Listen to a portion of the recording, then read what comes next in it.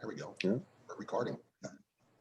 All right. Well, this is the first ever virtual get-together or get-together of any kind for the Pat Downey Top 40 Music on CD group. This is a group of guys that pretty much have been posting for several years now on the Downey board, sharing their experience and their wealth of knowledge about Top 40 Music on CD.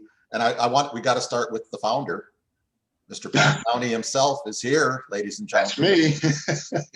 And Pat, believe it or not, I dug this out right here. Oh, yes. Now, is this the final print edition? Yes, that's the final print edition. Okay, this one goes through 2003. And there will not be another. No, that was what, 17 years ago. So I guess. Oh, yeah. The cost to print what it would look like today would be astronomical. Well, let's see. This has got to be what? Yes, almost 1,300 pages. So, yeah, incredible. I wonder if the book would be double or triple size by now, in theory. So I just want to get a little background, Pat, on just share, if you would, how you got started with this whole adventure of Top 40 Music on CD. What possessed you to start doing this? Well, that's easy to answer. Back in 1982, when the compact disc was introduced, I was working at a radio station in Boulder, Colorado, and the CDs started slowly coming in. And one thing I noticed was that on compilation CDs, you never knew what you were going to get back then in 1982. You could get a re-recording of Simon and Garfunkel. You could do whatever, and the record company would never admit that on the jacket of the CDs. And I got kind of irritated about that. And also realized that over the years, I mean, before 1982, if I were going to play an oldie off, say, a Roulette's Greatest Hits of 1964 or whatever, God, you'd have to go search the record library and, which version should I be playing, and what's it sound like on this roulette that has, 35, 40 tracks on it? And I said, somebody's got to do something here to straighten this mess out, for disc jockeys particularly, but anybody in the professional world for that matter. So I said, let me put a book out. And so that was how it came about. But the problem, of course, with a book is it's obsolete as soon as it's printed, because new CDs are introduced all the time. So people were getting a little angry that they had to buy one of these next new editions every year to keep up with what's current. And then finally, it just got to the point where the cost of the book, even for me to print, was just outrageous. And for somebody like you folks to actually buy it in a retail store made it even worse. And so I decided it's time to switch over to the internet. And sure enough, there was a little backlash to start with about that. But overall, it was definitely the way to go at the time. I probably should have done it sooner than I did. But that way you can get daily updates, and it's just smooth as silk. That's all I can say. Initial edition together, right? Obviously, once you had the it wasn't that difficult because there weren't that many CDs out in 19. Give me some promo copies of the CDs, which were, if everybody was around buying them back then, they were $17, $18 a piece. And I couldn't possibly afford $17 or $18 back then. Can't even afford it now. But that it wasn't any real problem back then. Just I tied in with Cashbox Magazine for the very first edition, because they were gracious enough to let me reprint the chart positions that were on Cashbox up through whatever year I went to the first time around. And so I had a double-barreled approach here. Number one, if you bought the first edition, you got the Cashbox chart positions, you've got all the CDs that are out there. And boy, I thought it would be a gold mine, which it wasn't really to start with. and still isn't for that matter. But I think that addresses your question, doesn't it? Okay. So what do you do now? Do the companies all still send you all the CDs and everything now? All the I'm amazed CDs. how you update everything. Hardly anything's released on CD anymore. I know. So how do you update now? I'm always amazed how you do that. Well, the record companies really anymore don't want anything to do with me because compact discs are not making them any money, to tell you the truth. So it's very difficult for me to get a record company to toss a bone my way with a promo copy. So I go out and buy it wholesale, but I don't have to buy that many. Fortunately for me, a lot of the CDs, I'll call them CDs, are now issued on the internet, on iTunes or whatever. And you can pick up whatever you want off there for 99 cents or $1.29 per song and report that. So it's really kind of gotten cheaper for me as time goes on, thanks to the internet and the internet sales. And that's fine with me. I would prefer paying $1.29 versus $11.29 wholesale for a CD, a physical CD.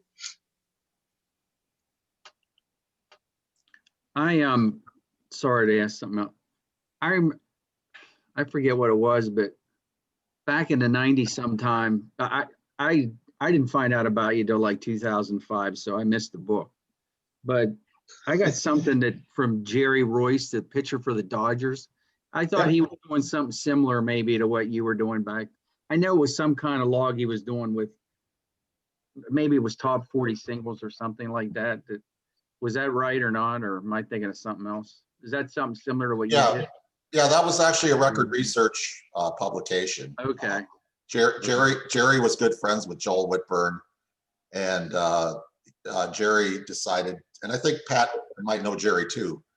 But I remember when we were doing that book, I just started here. I'd been here a couple of years, and Jerry actually came out to Wisconsin here, and I helped him because I had a pretty good CD collection at the time. And of course I used Pat's book, for my own collection. So, but I was able to fill in some holes for Jerry, especially with some stuff that wasn't in Pat's book. Pat doesn't do the import stuff. So I was able to fill in some of those gaps for Jerry Royce. But yeah, that book was not a very big seller for us. And I always tell people, get the Downey book. Or I told them at the time. Yeah. Our book was okay for what it was, but if you want the real deal, buy the Pat Downey book. So I think the Jerry Royce book had the Hot 100 rather than just confining itself to top 40. Jerry came into my record store along with Steve Massey, and I guess the two of them went through a lot of the CDs in the record store, and they probably, yeah, there you go. That's it. Yeah, okay. Is that what it was? All right. Yeah, you'll see my name in there somewhere. But yeah, it was kind of interesting to do because we were getting in a lot of various artists out of CDs out of Germany and England. And so they thought that was rather interesting because Europe is rather concerned or they're a fan of American music, which is what that was mostly. and by the way, Bill, I did see your name in here, so you are in there. Oh yeah, I changed my name to protect the innocent. All right. But yeah, any of you guys want to pop in with some questions for Pat? Go ahead. Now's the time. Put me on the grill, would you? Come on. Let's roast somebody else. Hey, if it wasn't for you, Pat, we wouldn't be here. So Has Mark Matthews What year checked in was yet? your first? Has Mark Matthews checked in yet? Not. no, see Mark. I sent him an invite, but I don't see him yet. So Okay. Too go ahead, bad. Ron. You got something? Yeah, Pat, at what point, or if at all, did the number of CDs that you had become unwieldy? I think we're all speaking from experience that it gets out of hand real quick. Yes, it does. And it still is a big problem. I think I have about 35,000 now, something like that. And my basement is full of compact discs and vinyl records. And yeah, it's a good thing I have a large basement. Let's put it that way. This sounds familiar. Yeah. If anybody wants to buy my whole collection, they're for sale. Do you have all 35,000 CDs in your basement in one big room, basically, like your whole basement? Well, I don't know how many square feet it is. I'm guessing 1,200, 1,300, 1,400 square feet, something of that nature. Do you are your CD? Because I have a friend with a large CD collection, and his CD room, he kind of made it like library shelves. He's got like different rows, and it's laid out like a library. And I was just wondering how you store your 35,000 CDs in your basement. Well, they're sorted by genre. I have a whole country wall. I have various artist compilation wall, and then the individual artist wall, and they're all alphabetical. So if you ask for Simon and Garfunkel, I know right where to go. S-I, and pull out Simon and Garfunkel, whatever. So yeah, it's like a library. You mentioned various artist CDs. I'm just curious how people other than me file them. I file mine by the record label. Yeah. Like Time Life. Yep. Time Life is the biggest contributor. Probably I have seemingly hundreds of Time Life CDs. But you can start with A for ABCO or A&M, however you want to start the alphabet, and work on through to Z. Yeah. So, hey, this is Aaron in Dallas. I ended up taking over the late Jim Abbott's collection of CDs and records, and it's probably the same size as what Pat has. I've never done an official count, but it's got to be.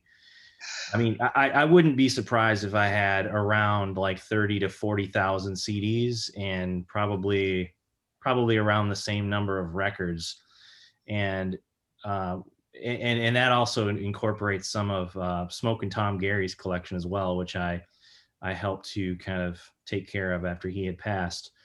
But I ran into that same problem when it came to the various artists, is that how do you, I got them, and it was like, all right, how do I find like even what's here? And so, I kind of started down the path that you did, Pat, which was, okay, well, let's put all the Rhino stuff together and let's put all the Time Life stuff together.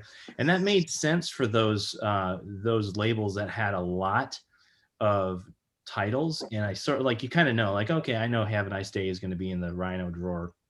But for the smaller things, when it started to get to be like, oh, well, this one's on Sony/BMG, and this one's just on Sony, and this one's just on BMG.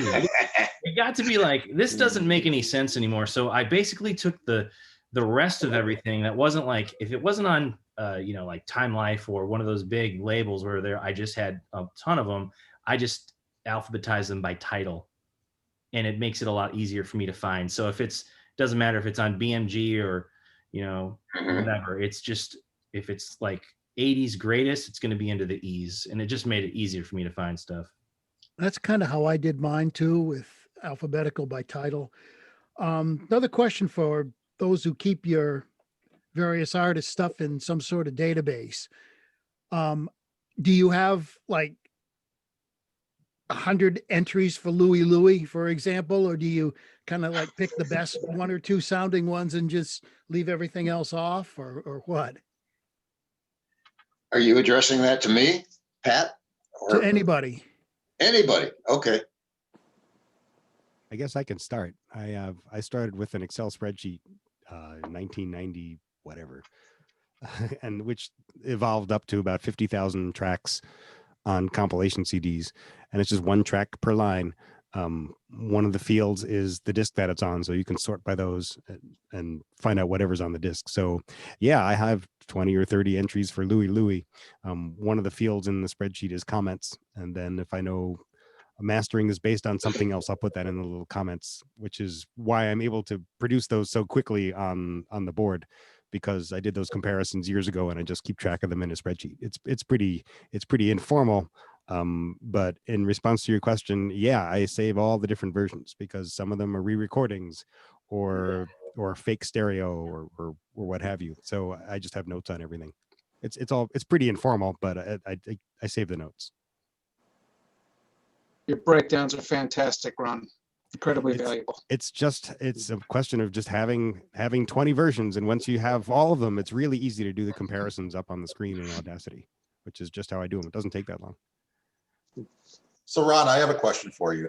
Sure. I'm curious about this. When you say something is a digital clone, you're able to tell that just from the waveform? Yeah. If we want to schedule another one of these calls in a week or 2 or 3 or what have you, I can actually go through and show you the comparisons up on the screen in Audacity because it's pretty straightforward. Yeah, I get both tracks open, rip them to, they're already on the hard drive. I digitize the whole collection. That's sort of an ongoing thing that's taken 10 plus years. That's a big beast all by itself. But once they're on the hard drive, you open the 2 tracks in Audacity, you adjust the positions of one of them until find a particular drum beat, like an opening drum beat or something, and move the files around until they line up there, then go to the end of the song and see if they still line up. If they're way off, then I know it's 2 different analog tapes that were played. If they're really close and they're off by just a couple samples, I know that's the same time. It's a DAT copy or something that else that has a real digital clock in it. You played an analog tape once and it's just been digital copies of that, or analog copies of that playing of the tape. If they stay in sync throughout the whole song, then I know, aha, so it's a digital copy. And then I can adjust the levels of one of them until I can get them to cancel out down to dithering noise at minus 60 dB or something like that. And then I know it's a digital copy. So it's nitpicky. Most people don't care about such things. And at the end of the day, I always find myself going upstream as far as I can to the first CD that it appeared on, because there's really no way you can improve on that. You can screw it up pretty bad. You can truncate the fade. You can add noise reduction. You can EQ it so it's all smiley faced, but you can't really improve on it. Once you get it in the zeros and ones world, in the digital world, you can't really fix it beyond that. And so I find myself always going back to those original Rhino CDs where Bill Inglett did the transfers from actual tapes, or as far up the stream as I can get. Not to say that the downstream CDs sound bad, but if you're going to do it, may as well do it right and go all the way upstream for the longest possible fade or the cleanest sound without noise reduction, things like that. Sorry, I rarely post because I check it every day. I've done tons of research. First of all, a lot of you know each other. I didn't know any of you. Ron, I've used your things. They're wonderful. Thank you. That Todd Ireland years ago, that with that 68 to 75, the mono singles thing he did, I use that a lot. I talked to Aaron like 10, 11 years ago. My big thing over the years, like, basically I bought all the Eric collections, all the Rhino like I love the big Scream and Shout box set. Shannon Lynn, who remasters all I have like all the AT40s on a hard drive and things like that. But I don't know how to do all this technical stuff that I see a lot of you talking about on the site, and I would love to learn how to do it if we could have another one of these sometime. I have a thing on my computer called Easy CD something. It's from Germany, and it's probably me, but it's not as easy as it's supposed to be. But what you were just talking about, I would like to learn how to do all that, but one, I didn't know many of you, and 2, I don't have the technical knowledge of it right now. So yeah, because and Pat, your website, and then my wife's outside. Luckily, I'm still married. The money I've spent is I've learned a lot of, well, now I want the mono version, now I want the stereo version, now I want So, but you guys talk about actually, your promos and your fold downs and all that. I mean, I know what a fold down is. And I finally have a system downstairs after decades. It's like I have it set up the 722 or whatever, but like, and I can, I can actually stand there and listen. And Mark Matthews has done stuff for me, like, and take the old singles that aren't available in mono, and they sound wonderful in pure mono.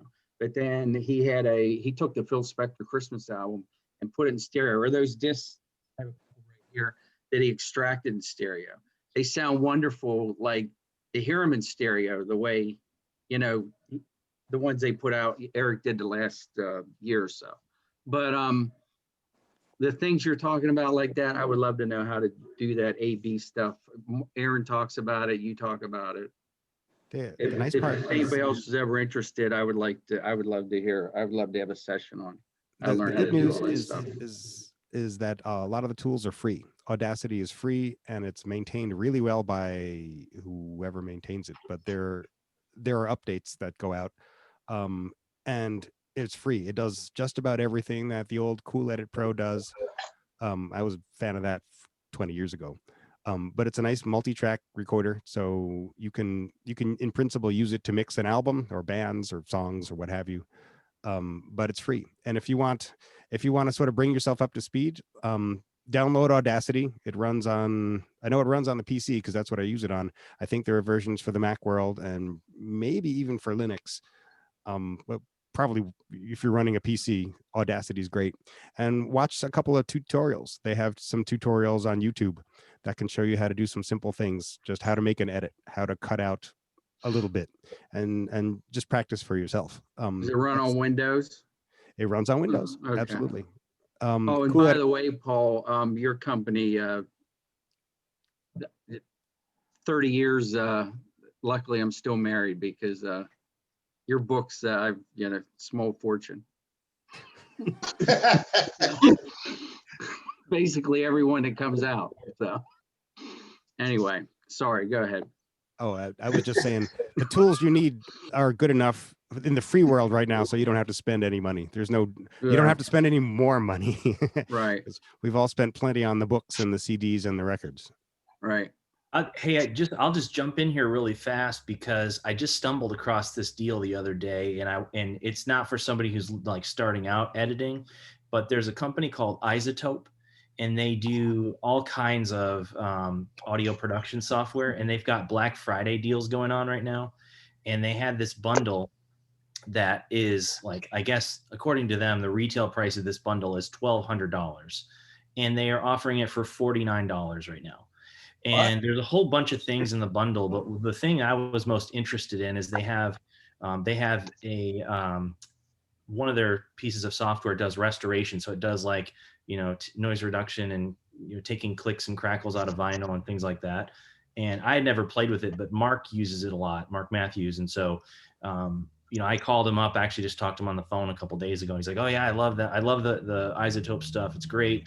Because when Mark and I both do a ton of restoration from vinyl for things that just aren't on CD, and I've been kind of just stuck on Cool Edit Pro 2.1 since 2000 or 2001. I'm using like 20-year-old software, but it still is like the best thing for me to get the work done. But anyway, I just thought I'd throw that out there for anyone who's like, hey, I might want to check out some restoration tools and some of the other stuff because they've got some really great deals. Aaron, can you talk a little Aaron, bit about? are these standalones here or are these plugins? No, so it's a standalone. So the Isotope stuff is all standalone, and it's izotope.com is the website. Yeah, you don't need another piece of software to use their stuff. They're all standalone as far as I know. I've not really played with their stuff very much, but I asked the same question to Mark when I was on the phone with him a couple days ago. I'm like, hey, do I need software that I can, is it like plugins? He's like, no, it's standalone. Okay, thanks. Yeah. Aaron, can you talk a little bit about the process you use to do restorations from vinyl? Because we've heard the results and it's stellar. It's way better than anything I could accomplish here at home. Yeah. Well, it's actually, so to start, it's just a matter of finding the cleanest copy that I can find, on vinyl. Sometimes they're not perfect, but I try to find the most perfect copy that I can get my hands on. Jim, obviously I've have his collection now, and he spent many years collecting, and a lot of the stuff that he had, he got firsthand working in radio, a lot of promo copies, and he filed them. He may have played them once or twice, but a lot of the stuff has been played very little, and some of it more than others. I mean, there's several things in the collection that, like I would love to be able to like clean it up, and I'm like, no, this isn't going to work. So I'll go over to Discogs, or go to eBay and buy, a couple more copies to find something cleaner than what I already have. So that's really step one. The second thing is just having a really good audio chain, starting from the needle that I use. And so I use an Audio-Technica stylus. It's no longer made, but it's the 150. And so it's the AT MLX 150, and it's you can probably still find them like used, or maybe like a store that still has one, but even when they were in production, they're about $400. So they weren't like super high end, because I mean you can go and buy styluses that are like thousands if you want to spend that kind of money. But yeah, just for the needle, it's a $400 needle. And then, I'm actually just using a Technics 1200 turntable. I know there's a lot of people who swear there's so much better things, but it's just it's like the rugged DJ turntable. I'm sure everyone has used one at some point. And so that's really step two, is, having a good audio chain to transfer it onto the computer. And then the third step is a lot of experience in doing, audio restoration in Cool Edit for me. I'm just really meticulous. I mean, I kind of liken it to the, if you're at a museum, you have art curators who like restore and clean the paintings, so it's the difference between, meticulously, get the magnifying glass out and do those little touch-ups and take the little dust spots off of the painting, versus just taking a cloth with some Windex and going, woo, so I think that's the big difference, is just spending a lot of time, like really going through every single second of audio and just meticulously making sure there's nothing there, but also not running the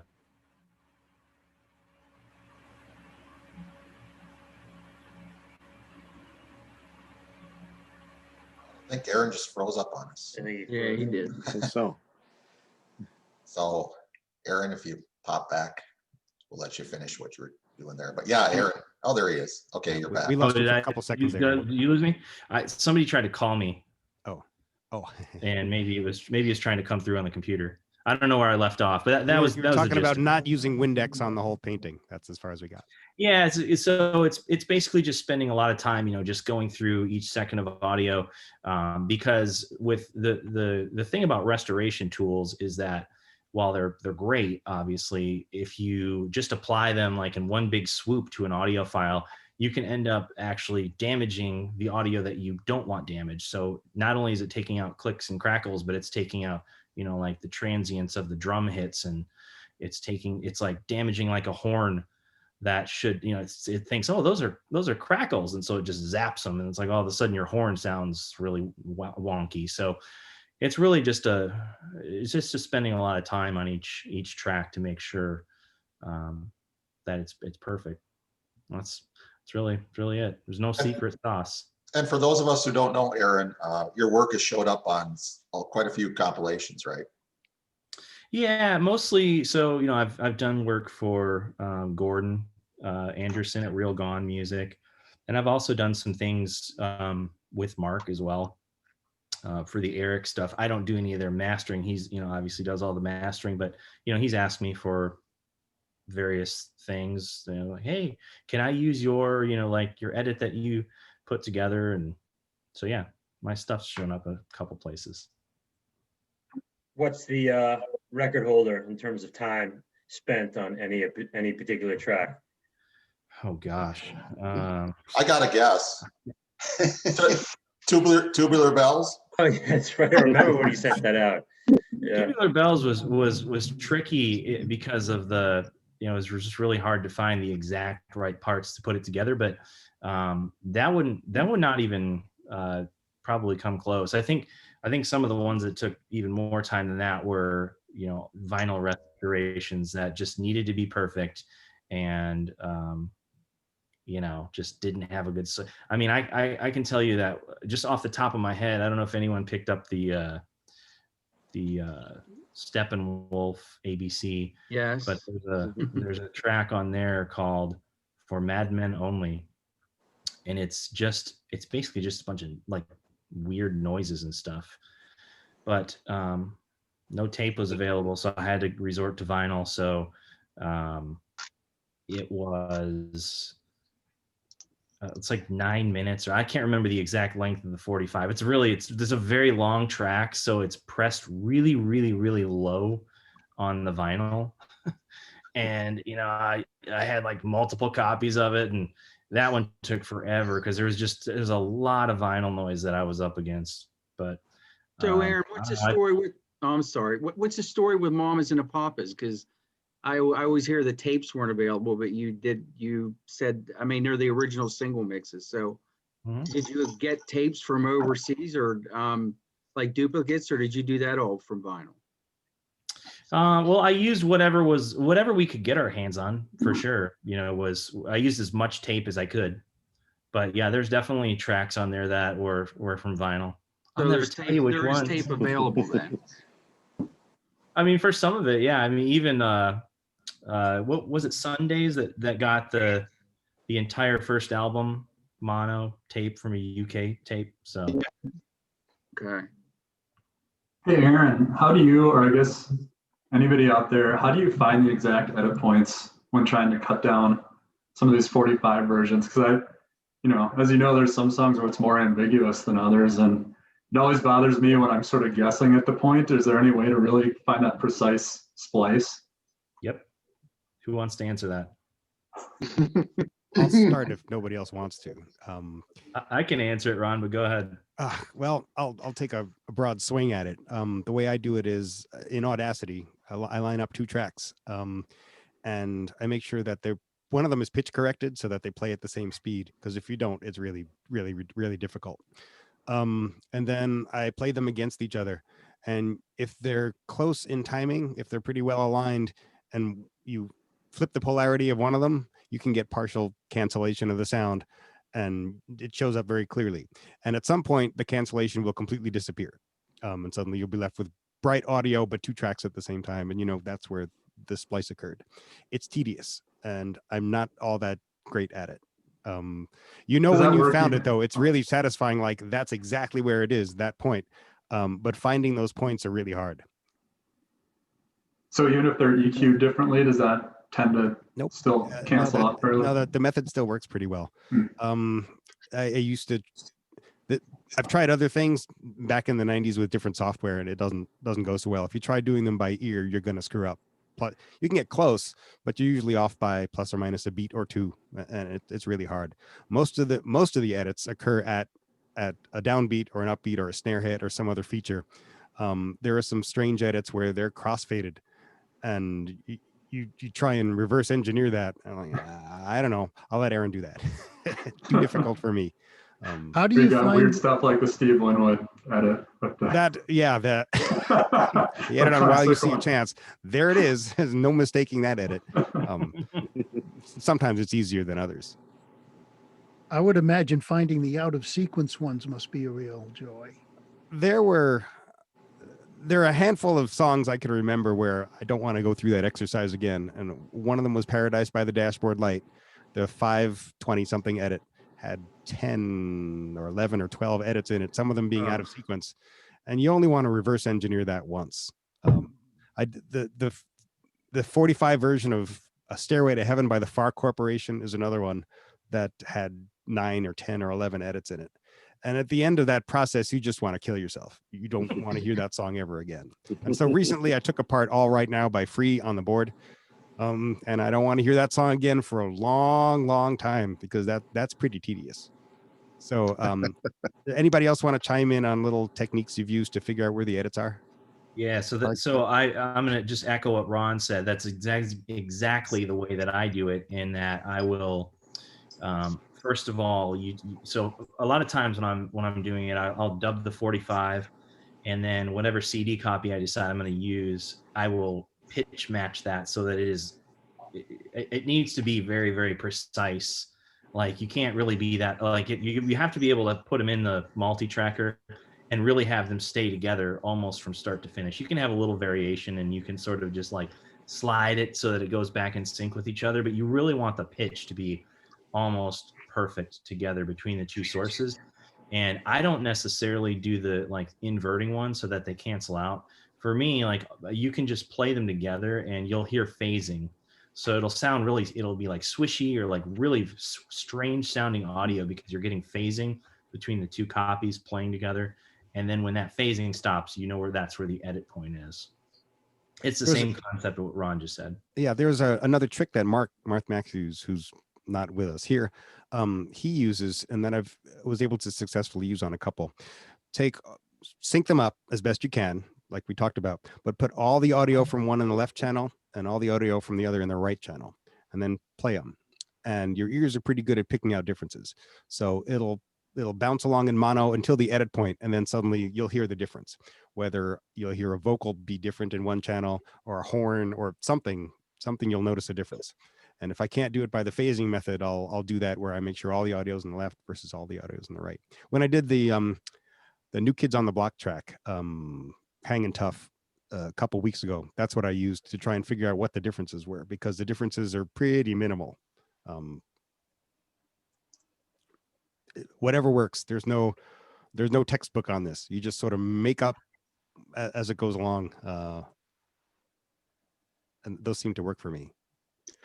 Ron, what you described about having one song in the left channel and the other one in the right, that's definitely something that I do as well. And if it's being complicated for me, I'll go further. And even if they are stereo recordings, I will sum each track to mono temporarily just to make sure that they're absolutely identical. And like you said, you can hear them all of the sudden, it'll completely fall apart and you go, aha, there's my edit.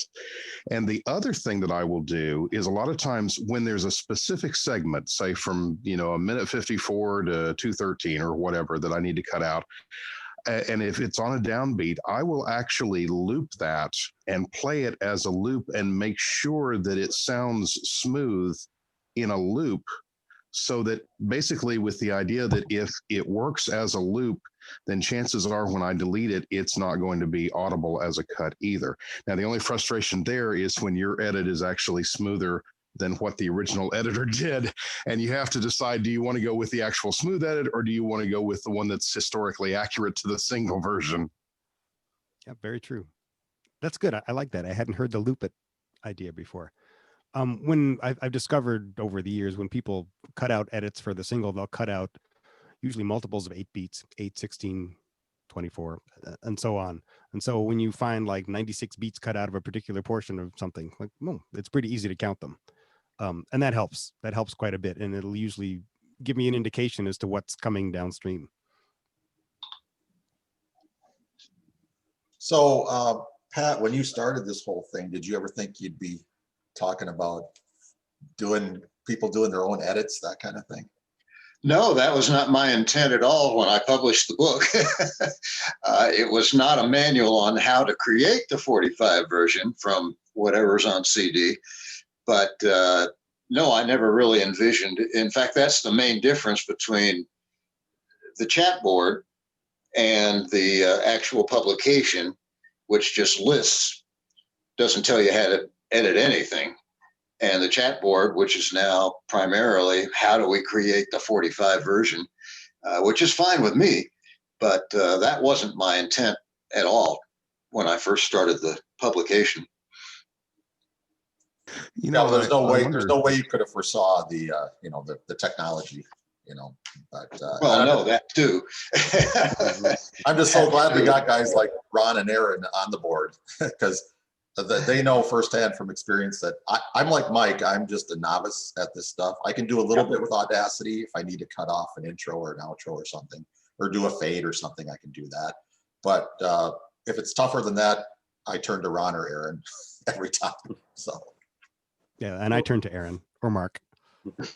Well, and I drive myself crazy too because, well, it's in stereo, but so now I want the mono. Well, now it's a mono, so now I want the stereo. You know what I mean? Yeah, and It in that never case, ends. the listing on the Yeah. boards are invaluable. Lately, I've been using them a lot for 60s tracks where someone pulled the wrong tape at some point upstream, and like there's a horn missing from the stereo version that's not supposed to be there. And I would never be able to figure that out without the homework that Pat and everybody else on the board has done. Yeah. There were golden ears upstream somewhere that found that difference, and it's nice that it's preserved in the database. And it's sorry, it's funny to me because I've been subscribing to Pat's board for years. Sorry, my last name isn't on here, but it's Olson. I go by John O on the board. I don't post that much either, Jeff, but I'm right with you on editing. Until Aaron taught that course a few years back, but with Audacity, and I don't mean to put you on the spot, Aaron, but that was really helpful. It gave me a little introduction and enough to know to be a little bit dangerous. But it's funny with Pat's board because, and the comments on the chat board, that since this whole thing started, I realized it's supposed to be on 45s or top 40 on CD, but I think I bought more 45s just to get those correct versions over the years than, actually buying the CDs, because they're just, in fact, not on CD at this point. Yeah. In fact, a little bit funny, I started collecting all the grassroots 45s, and then Aaron, of course, came out with the Real Gone grassroots CD, which of course I bought, and sounds better than what I created, but it's all good. Pat, talking about creating these various 45 versions, whereas your database was set up originally to list where they were already available on CD, have you found that the books and or the website have done anything to help push getting some of these 45 versions re-released? Because it seems like there's been, to me at least, it seems like the board and the database has helped make more of an awareness of those original 45 versions that we first heard on the radio. But I'm wondering if you have any stories of any instances that you've heard where record labels have gone, okay, we'll dig out the 45 version, put it on CD.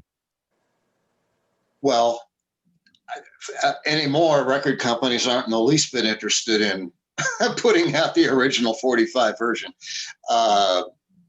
That's a sad but true. There's very few record labels left that are focusing on that.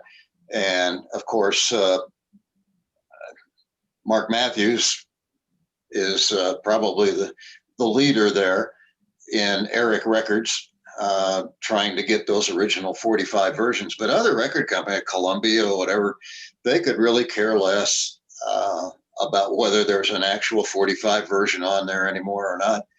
It's just not financially feasible for them to hire people like Mark or Aaron to come in and master these things correctly.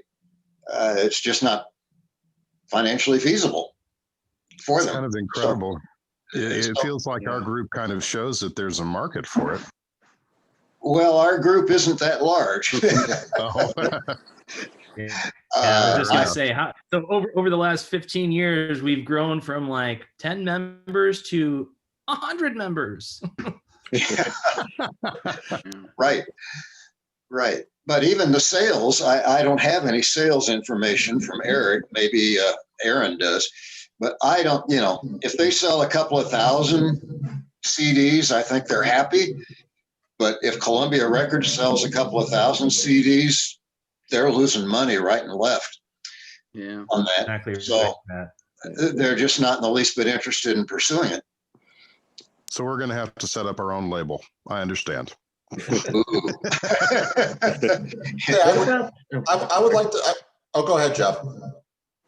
I was just going to ask about the overseas markets, right? I mean, I don't know if it's harder, easier, but because I'm also a club DJ, and everyone knows I'm big on like the disco and 12-inch stuff. But we see, I don't see a ton of labels, but labels like Red Cherry, BBR, Funky Town Grooves, and all that stuff. They seem to be doing a lot with dance and disco and that kind of stuff. So I don't know, is the overseas market an easier thing to, release things on? I don't know. Anybody want to handle that one? I would guess that the best person to answer that would probably be Mark, because I know that they have actually done some, like, quote, I don't know if overseas is the right word, but I think they've released stuff through like Canada and some other places besides the US. I could be wrong about that though. I know that getting the rights is a different beast overseas than it is in the US. But I don't want to speculate any beyond that. We're seeing a lot of those comps come out. Yeah. So curious as to why they're bigger or easier to do there or not. So just curious. I do know, what little I do know is I know the copyright laws are a little bit different over there. So that might have something to do with it. I did want to pull Gordon in on this conversation because I think Gordon's had some experience trying to get some stuff out. Yeah, I just actually wanted to respond to two comments that were made in the last 5 minutes. One was about if record labels have used Pat's book to put out songs that haven't been out. I can tell you firsthand, when I was doing work for Burress Saraband and with Carrie Mansfield, he did use Pat's book, and this would have been like 95, 96 when we were working on the Bo Donaldson compilation and the Tony Burrows compilation. Not for those particularly, but we were looking into some various artist compilations. Carrie would go through your book, Pat, and we'd look for things, or we'd look at things, have these single versions been out? Have these songs been out at all? So I can tell you there's at least one example of a record label that would use your book and find it very helpful in terms of their deciding what to put out. And of course, they were looking for things that hadn't been released on CD that often. So a lot of their stuff, their decisions were made by, they'd look in your book and like, oh, this song's only been out on 3 CDs, let's go. This one's been out on 15, let's not. So your book has come in handy for that label, and I'm sure some others. And there was another, oh yeah, Pat, you had mentioned that Columbia not interested in whether the single or album version comes out. That's true, and I just have to tell you that for a few years, not that long ago, I was working with Sony, and we did get some, some things released on CD, a couple things that didn't quite go that way. Real Gone ended up putting them out, same track listing, same order and everything. But, and some of you might know this from the website, and I posted it. Back maybe 5 or more years ago, I was working on a project with Sony. One of the first things I was doing and suggested that was going to be like the digital singles release. And the whole idea of it was to put together a whole bunch of Sony owned single mixes that had never been out on CD. And it came very close to happening, and it was a really weird reason as to why it didn't. And I kept trying to convince the guy I worked with at Sony that there are people that we want that out there. Songs like single mixes like Every Little Kiss by Bruce Hornsby and the Range, that's never been on CD. Just a lot of examples like that. An Art Garfunkel one. We were going to do about, 20 to 30 Sony owned singles, and then also some extended versions that hadn't been out on CD. And unfortunately, the plug got pulled on that one. It's such a crazy story. It's like probably not even worth going into. But let me just ask you guys, so I can go back to my guy and say, how many of you guys would like to have the single remixes of Sony that have never been out on CD? Raise your hand. Yes, very much. Oh, yeah. Yes, please. All right, I'll remind them. I don't like to bug them too much about things But And other 'cause- labels.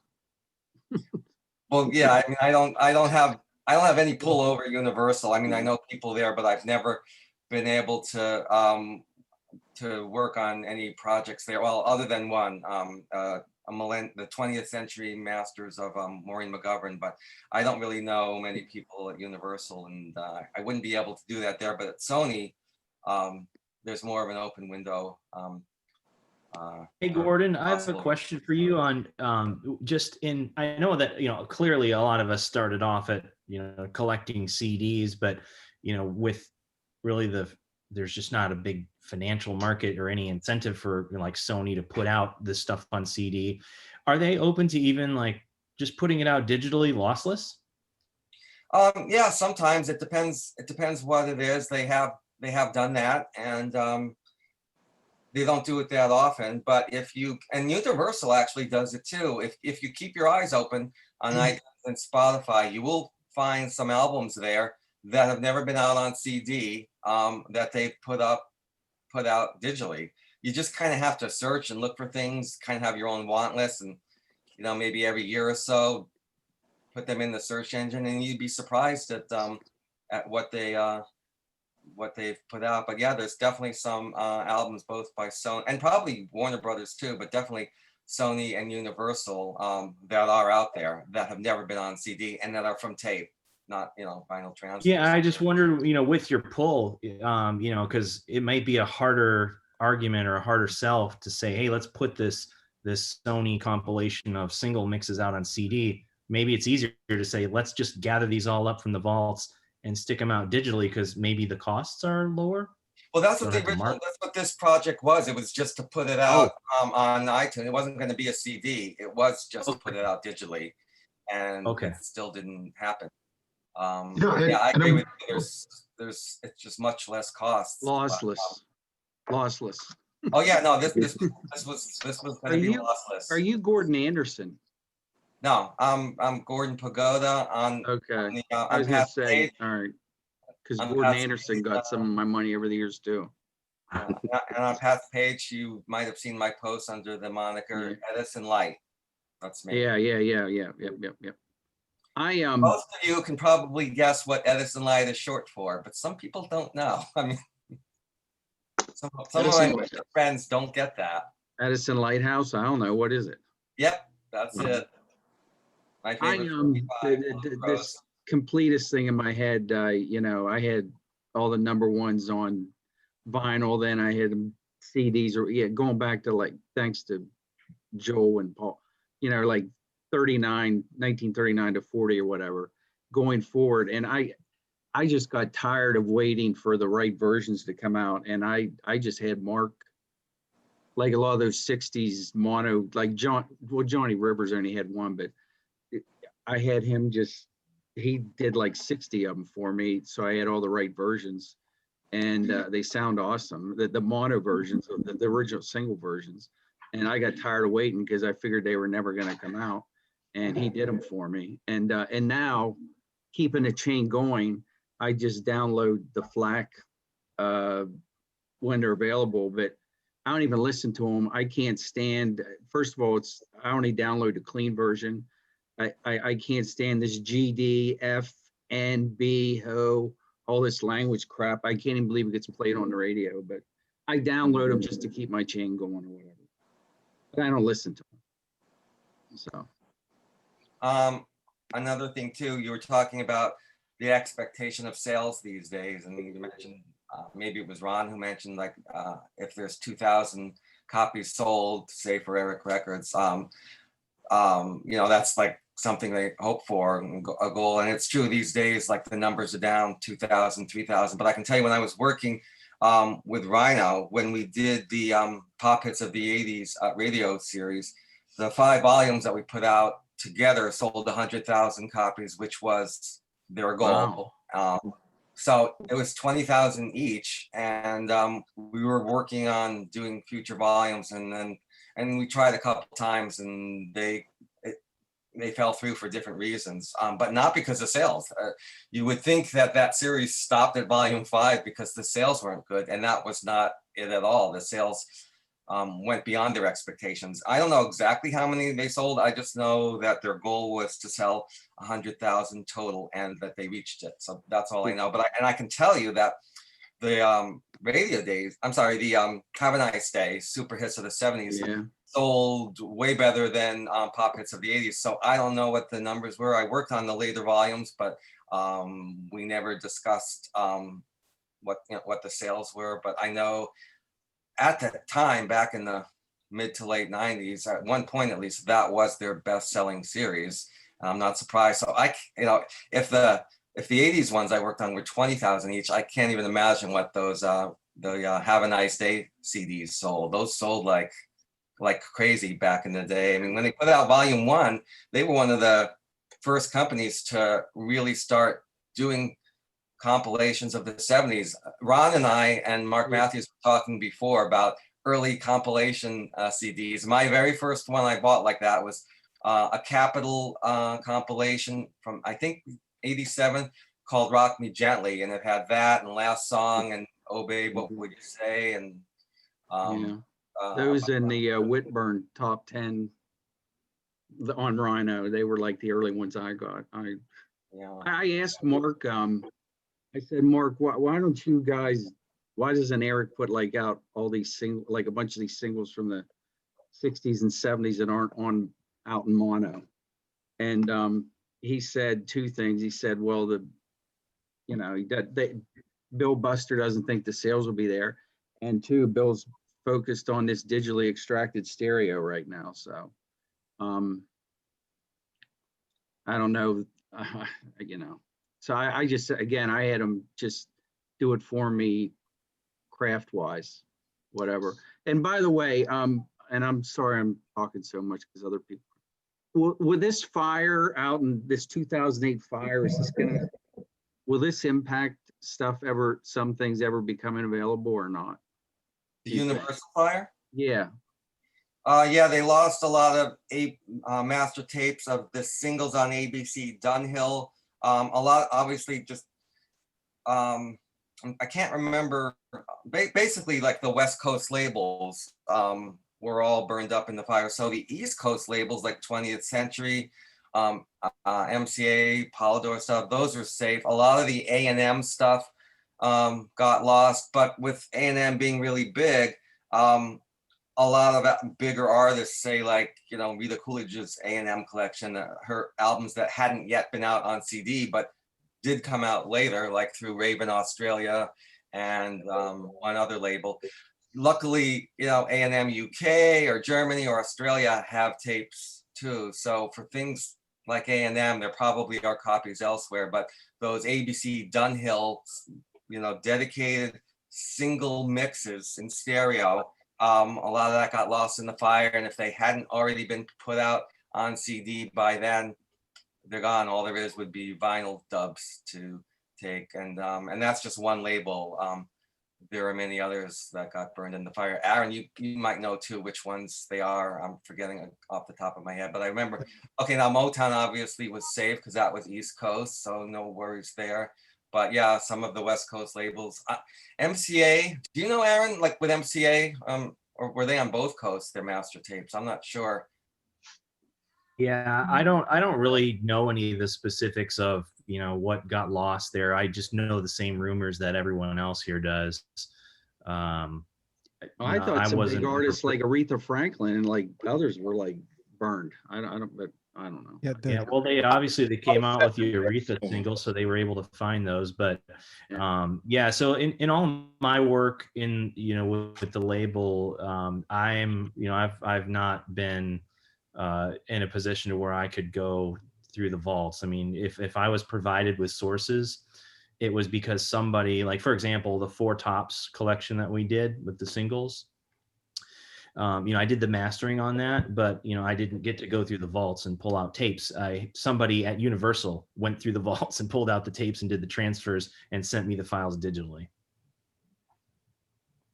Were any? Did you have to do any from vinyl for that release? For Four Tops, there were a handful, but almost all that stuff. I think maybe just the mono ones I did from vinyl on that. and everything else was from tape. Yeah, because again, ABC Dunhill, like I said, all those single tapes were lost. But the ones that had been out on CD before, they probably just gave you transfers of that, Yeah, I got what I got, but I didn't actually get to like go through the vaults, and so I don't know what was lost or what what burned up. I just don't know. Yeah. There was the New York Times ran a list of close to 500 artists that lost a lot of stuff. And I get the sense that a lot of the multi-tracks were lost. So there'll be no fancy 5.1 mixes or Steven Wilson remixes of a lot of those artists. It's just what's out is out, and you'll get recycled copies of what's out, which is too bad. And just from the little bit I know about it, I know that sometimes, especially some of the bigger artists, there might be some safety copies that were made and maybe sent to Europe or something. So, sometimes somebody will dig something up to get closer to those master tapes. But yeah, that's just a shame what happened there. I did want to talk a little bit more about the CD compilations. I can speak a little bit to the Billboard series. I think Mike mentioned it. I know that's one that before I started working at Record Research, I started buying those, just the top 10s of every year. It was mainly just more of a mass market deal than a collector thing. They were only like 10 tracks in each one, but it was a good year by year thing. And I know the sales, I think when I started at Record Research, we actually heard from the RIAA, and they gave us some figures. And I think I was surprised, 1979 of all years was the biggest seller out of that whole series. I thought it'd be something from the 50s or 60s, but it turned out to be 1979 was the biggest seller. And I know the Christmas ones did really well too. And after I started at Record Research, in fact, when we did this Jerry Royce thing here, I approached Joel with doing a series of stuff that had never been out on CD before. And we were even going to call it Hidden in the Hot 100 or something like that. And I came up with a whole list of songs, something like The Stallion, Old Fashioned Boy, I think it never been out. Stuff like that. And Joel approached Rhino with it. And of course, Rhino, I guess you can guess what they came back with. No, there's not going to be enough demand. People don't know those songs. So, I mean, we gave it a shot, but nothing ever really came of it. So that was disappointing. My hope for the lost 45s that haven't been out on CD is I'm blanking on his name now. Perez Saraban had those 2 volumes out of the Barry Scott. Barry Scott.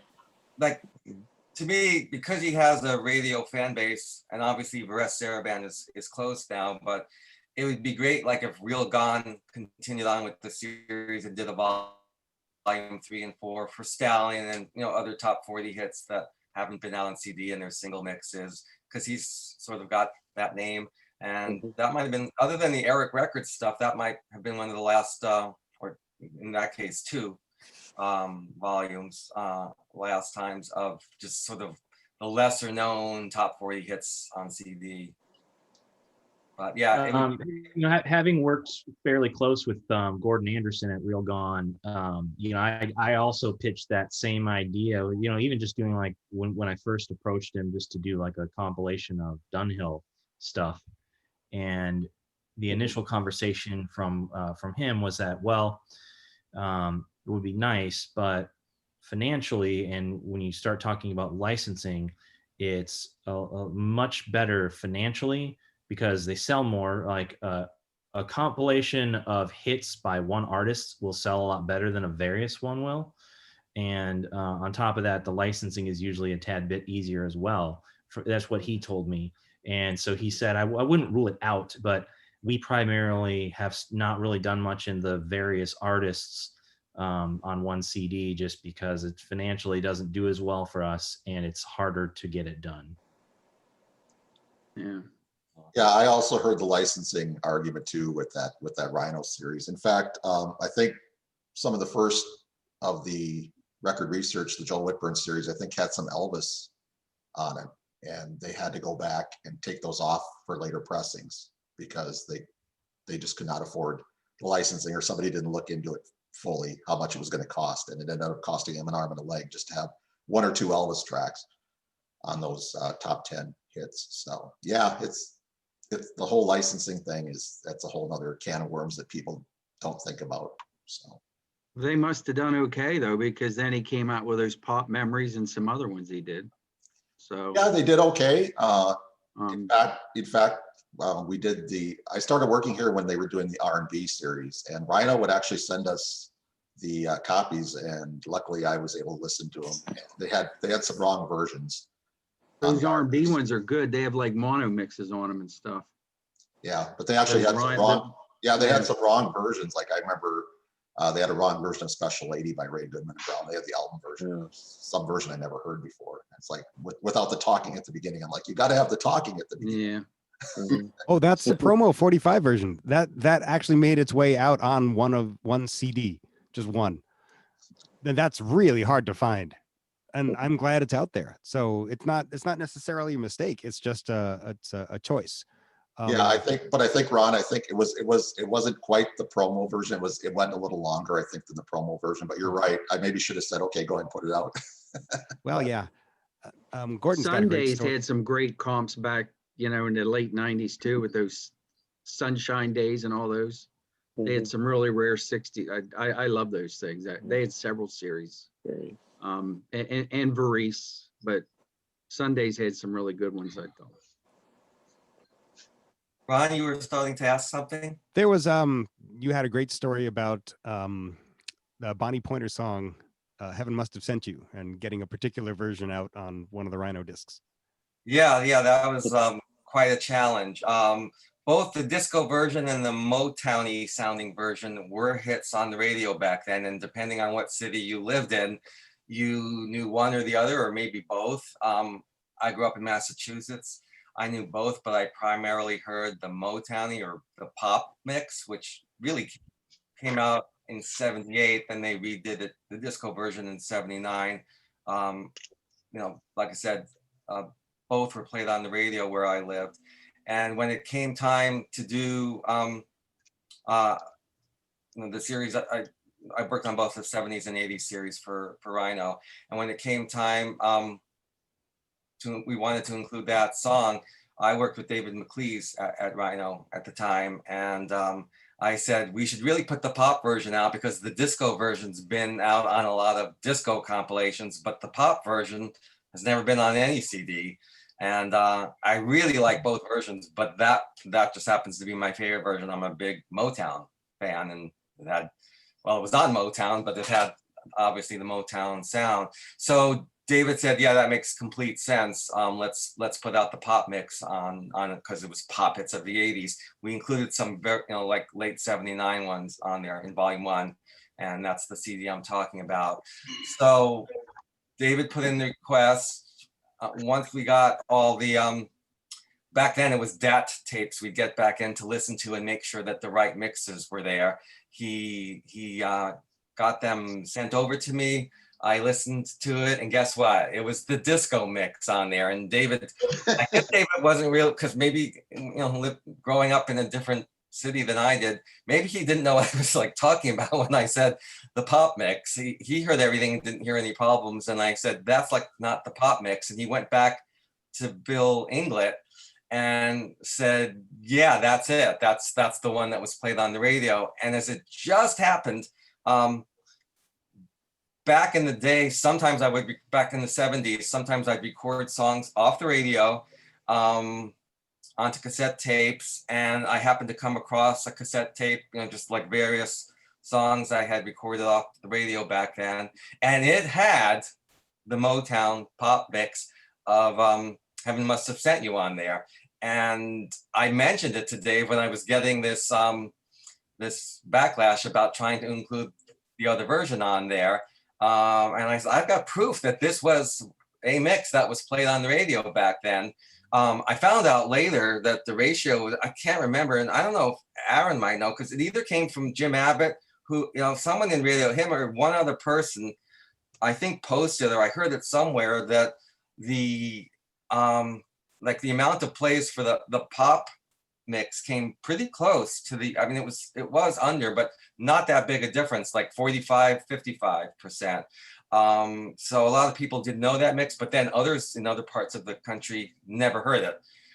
including Bill Inglett and including I know someone else that worked on that series. So anyway, back to the story. So when I told David that story, he asked me to send in the cassette to him for proof that this version was played on the radio back then. I sent him the cassette. He sent the cassette over to Bill Inglett, and Bill begrudgingly went back to the Motown vaults and found that mix for me, for us to get that version out on CD. And that's the first time that the pop mix came out on CD, and I think it's on just very few CDs. I don't even know, well, you might know better, Ron. Maybe it got cloned onto a few others, but just the one? Is that just the one? As far as I know, I can call up Winamp right now and check my library. Here. Well, anyways, it came out, and I was really glad that mix was at least on one CD. So yeah, there's a lot of stories like that. You wouldn't believe the difficulty it can be to get a song on CD sometimes. So just one other quick story too. Same thing, that volume 1 of Radio Days 1980, which was including 79 CDs. We asked for If You Remember Me by Chris Thompson from the Champ. It peaked at what, 17 or 19 on the top 100. We got a no. The answer was no, and it didn't make the CD series at all. And back then I was like new to working in the business, so and usually we wouldn't get reasons why from the labels, and we just got a no. And I thought, well, that's the end of it. I thought like the label just turned us down. A few years later, I'm working with Perez Saraband, and we're working on the Barry Scott thing, and they were trying to get If You Remember Me, and we got a no, but we got a little more detail why. They said because it was on Planet Records, which Richard Perry, I guess Richard Perry owned Planet Records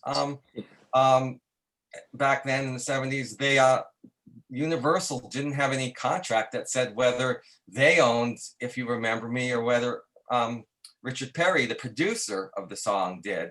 And just coincidentally, like that week when I got that answer, I'm a songwriter by living, and one of my co-writers who I was working with that week, named Ken Hirsch, who's on Radio Days, who wrote a song that probably a lot of you hate, the Charlene hit. Anyway, I like that song, but I know how other people feel about it. He just happened to, it's just strangest of coincidence, my songwriting world and my record, my CD reissuing world careers overlapped.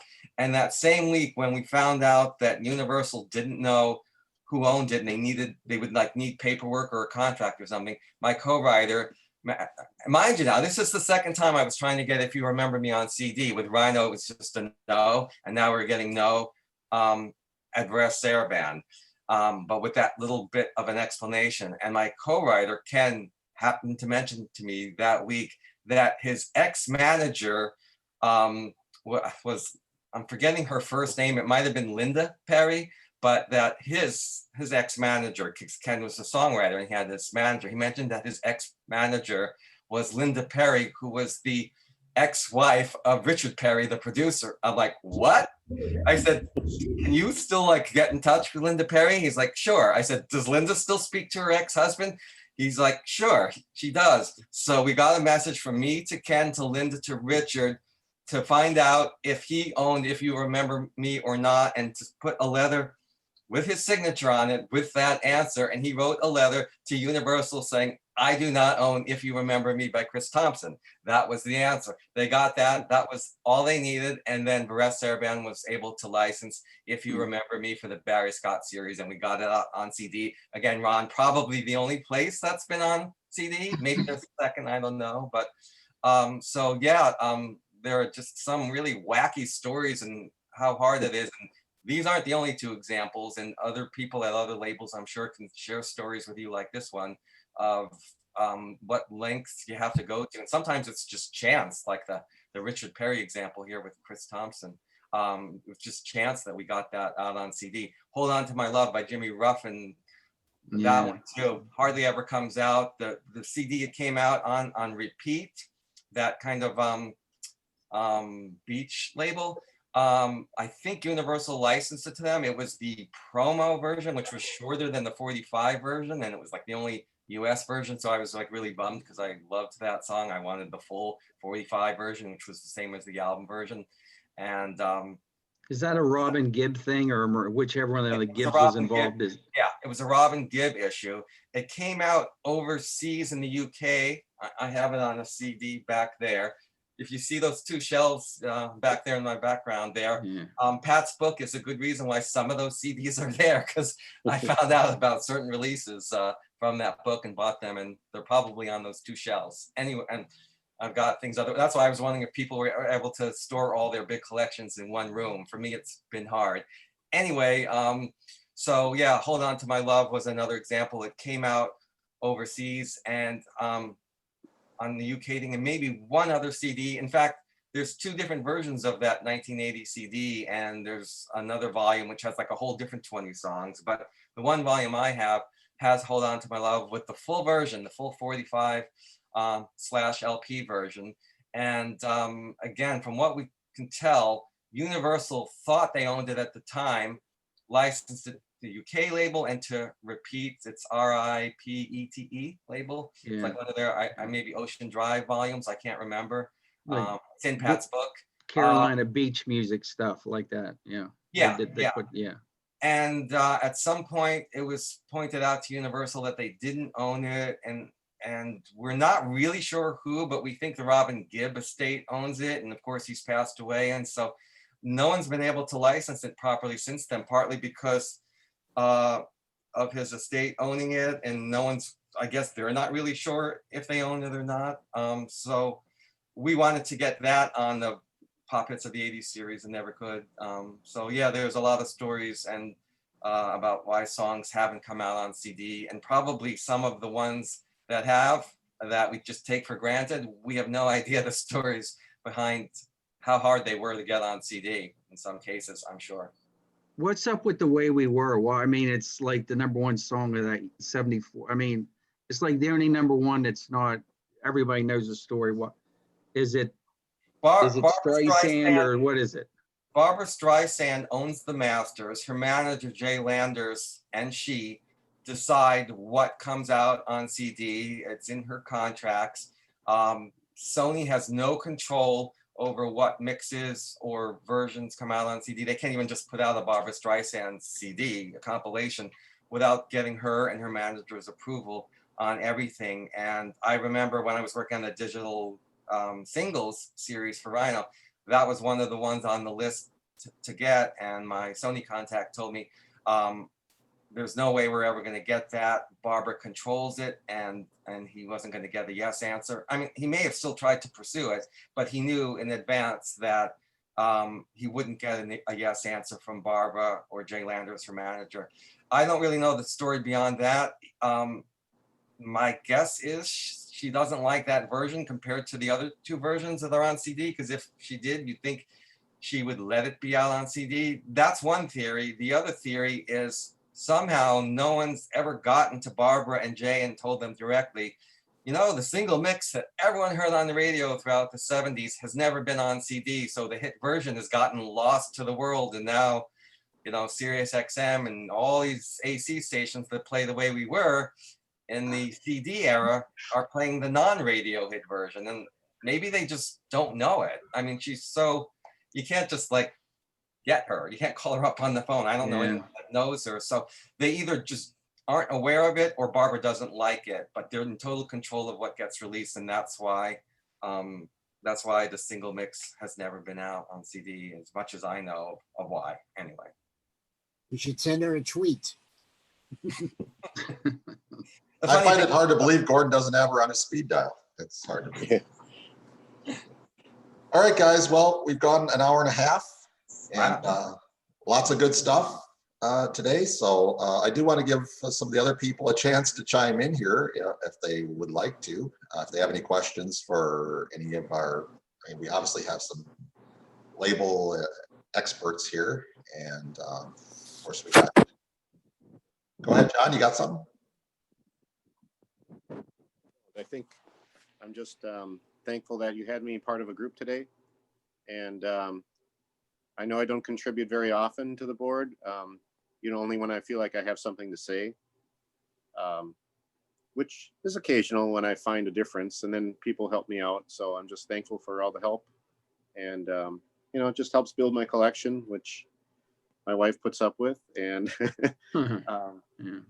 yeah, you understand. And just kind of a hobby that I have. I'm not in the music business at all. I'm actually in the health profession.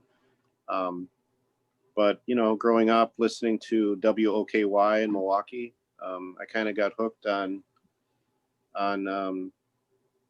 the single versions. I bought KTEL albums, and they didn't have, the full versions that I heard on the radio even. They were chopped off there, and mostly. And the board's been a big help in helping me get the right versions. And like I said before, I've probably spent more on 45s lately than on CDs. And I wish it were the opposite, because CDs are much cleaner and I don't have to listen to my pops and cracks. But, that's the way of the world, I guess. And I'm still waiting for some more good single versions on CD. Yeah, I got to jump off, guys, but I just wanted to thank Paul for organizing this, and obviously Pat for giving us a forum here to all connect together. So I really enjoyed this, and hopefully we can do it again sometime. So thanks to everyone. All right. Thank you. Nice to meet you, Dave. Can I ask Pat a Thank you. quick question before this all ends? Pat? Yeah, I'm here. I first discovered your books later on. It may have been like volume 6 or 7, and it was prior to your website being set up. So you didn't have that kind of communication with people of on the website and the chat group of people telling you, hey, this version isn't really the single version because of blah, blah, blah. And I remember getting your first book, and I was like so impressed with all the detail and the information you have in there. And one thing in particular that I'll never forget, reading the first book, the volume I had, again, it might have been volume 6-ish, and it was an early 2000s book. Again, it was prior to your website, so you didn't have all these people to give you that info, unless some people were writing you letters, I guess. But I was like, one line that I'll never forget that blew me away, that you had it in there, and that was Hard Luck Woman by Kiss. On some CD, you wrote, it's missing the bass guitar part in verse 1. And I thought, back then, before you had all of us, on the website to like give you that kind of info, when you had details like that, like the bass part missing in Hard Luck Woman in verse 1, was that something like you, and that's just like one example, like, I don't mean that one in particular, because you may not remember the answer for it, but when you had such detail, like an example like that, was that something like you heard on your own and you put it in the book, or were people, again, pre your website, were people emailing you and sending you letters and telling you, hey, this version of Hard Luck Woman doesn't have it? Because you had like so much detail, I was wondering, did you find that all out yourself back then, pre the group, or were others helping you? Writing in, sending you letters? Well, it was a mixture of both. I don't recall specifically on that particular instance you gave me, whether I knew that just by listening to it or someone emailed me or wrote me a letter. But it's surprising to me that things that I used to call 45 version in those early editions of my book turned out that they're really not the 45 version, because they're missing some instrument that my ears didn't hear. And so over the years, what used to be in print as the 45 version ended up really not being the 45 version. And I hope I didn't mislead some record labels there by my misnomer. But that's my answer, is that, if it's something obvious like that, it's probably my ears that picked it up as soon as I listened to the song. There are some other editors say the first 1/10 of a second is missing from the introduction to this song, and I'll go and listen to it, and I can't hear that missing 1/10 of a second. So I generally don't make a comment on something like that is so that small that your ear really wouldn't pick it up. But that's where you editors have really come in and dissected songs to a degree that I was never able to do with my ears and still can't do with my ears. But yeah, no, it's always a collaborative effort, and I'm always up for admitting I'm wrong. If you find an error in my book, let me know. I'll be glad to go ahead and correct it. I do it, not all the time, but I do it weekly or whatever. And every entry that was in the book you listened to from beginning to end, I take it, because that had to be so time consuming. Is that correct? No, I know it would be physically impossible for me to do that. I think, yeah. Yeah, But no. You would say, I mean, if the CD said 308 and you wrote 306, okay, you didn't necessarily have to listen to it all the way through. I guess you could check if there was silence at the beginning and end. Yeah, a 2-second difference I probably wouldn't pay much attention to. 5 or 7 seconds, but I mean, but if it's 7 seconds, then just I'm check going to the go time. try and find out why. What they do? Did they just fade the song early, which is usually the case, to avoid tape hiss or whatever, or just the fact that they can only put so much time on a CD, and they needed to chop 15 seconds off, so they took 5 seconds of this song off, 5 seconds of another song off. There's various reasons that could happen, and I look into it. Could have been a different speed, but I do my best to try and figure that out. But you guys are much more attuned to that since you line up everything digitally. But if I think it's really worthwhile mentioning, I'll mention what you have to say in the paid part of my website. And I'm more than happy to do it. And a thing that really pleases me is when Ron mentions I have this CD that's not in the database, and I'm like, whoa. I immediately go try and find that CD.